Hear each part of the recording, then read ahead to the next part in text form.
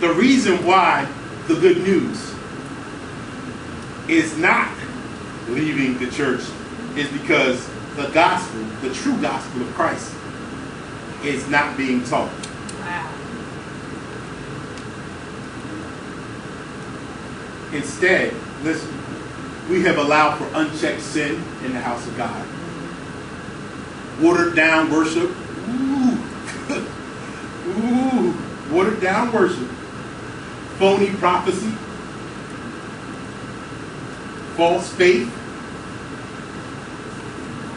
And a just overall mockery of the principles of grace and mercy to take center stage in the kingdom, while holiness, righteousness, sanctification, chastisement, correction, patience, temperance, servanthood have turned into spiritual appetizers or hors d'oeuvres when they are supposed to be the main course and the entrees of our spiritual diet. Wow. Did y'all hear that? Yes. Did y'all hear that? That's good. Sanctification is supposed sanctification and holiness. That's the lobster and steak of this thing. It's not breadsticks, but that's how we treat it. Oh no! I didn't come for the holiness.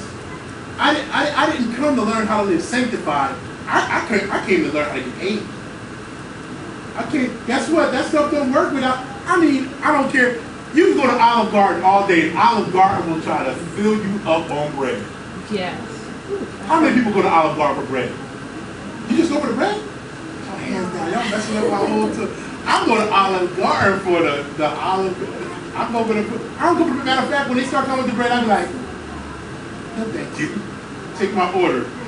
Because the potato soup is good, but I go for the main course. But we don't come to church for the main course. Do we? We don't. Some of us come to church just so we can leave and say, I went to church today. Right. We have this approach to our salvific experience like a checklist. Went to church today? Check. Clap my hands? Check. Stop my foot? Check. I'm good till next week. That should not be so. We have to reprioritize and put the focus back on what God tells us to put the focus on. We have a church culture that gravitates to the most prestigious ministries in hopes of getting some type of gratification or validation through association, when what we really need is participation. Yes, I will say that again. Thank you. I will say that again.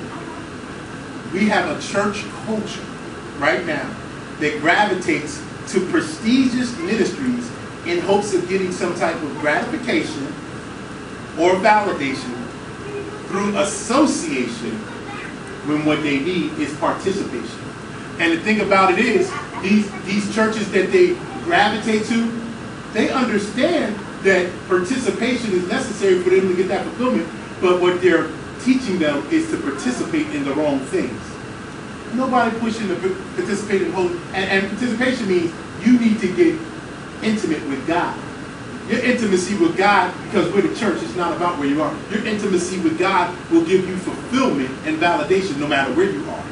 So you'll be able to be in a storefront church or the mega church, and you'll be able to say, I got personal relationship with God. Right. And can't nobody take that from me. Right. Participation. But we don't participate. I go to Bishop 3 Helicopters Church over there. So I got to be more saved than you. Wow. He shook my hand last week by association. That's not what God wants. God wants intimacy. That's why Jesus came. He wants participation. We participate in the wrong things, and that is the message that is leaving the house of God. I mean, it's so easy to run and say, oh, pastor preached today, he preached about so-and-so, when it's something that's not convicting, when it's something that doesn't hurt. It's easy to run tell that. Preacher gave us 15 principles of prosperity, and if you just use these things, everything else will fall into place.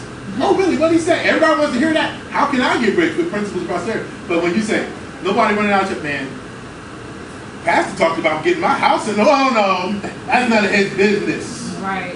What happens is, we go back to that original. What happens in my house stays in my house. But that's why the wrong, and that's why a lot of houses is messy. A lot of our houses, us, a lot of our temples, a lot of our tabernacles.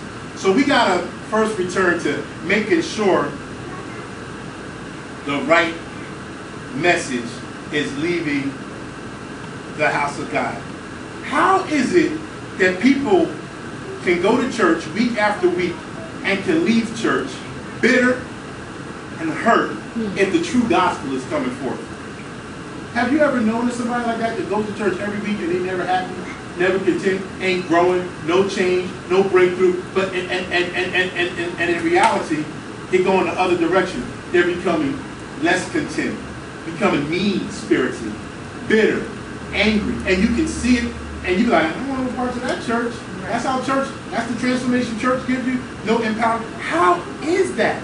I mean, I understand conviction from time to time is understandable, but there should be a balance that caters to all the parts of man. There should be a balance that tears down and builds up. There should be a balance that cuts away and adds to. There should be a balance that exposes negativity but enhances the gifts inside of you. So there should be a balance. I shouldn't always be telling you, you know you need to get that right. I should also be able to come to you and be like, man, you're a blessing to me when you do this. There has to be balance. Where is that balance? There has to be a balance.